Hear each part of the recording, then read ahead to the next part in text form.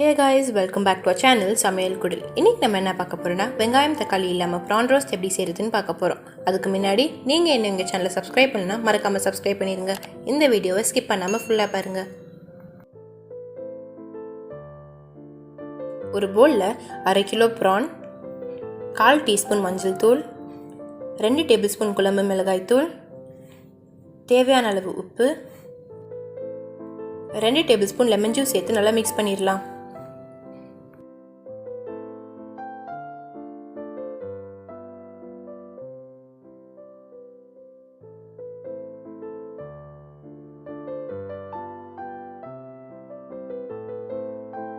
ஒரு கடாயில எண்ணெய் ஊற்றி எண்ணெய் சூடான 1 டேபிள்ஸ்பூன் இஞ்சி பூண்டு இடித்து சேர்த்துடலாம்.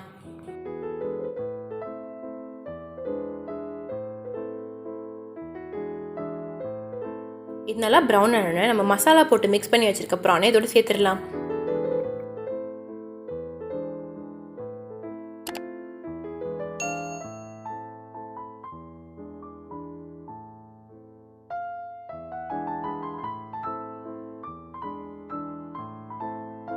பச்சை வாசனை போகிற வரைக்கும் இது நல்லா வதக்கி 5 மினிட்ஸ் சிம்மில் வச்சிடலாம்.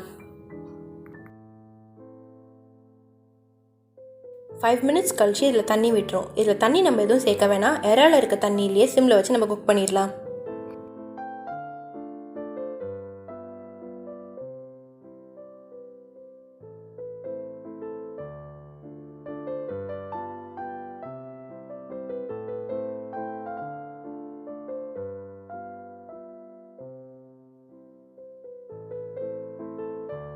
இறா அடி பிடிக்காம இதை கிண்டிகிட்டே இருக்கணும்.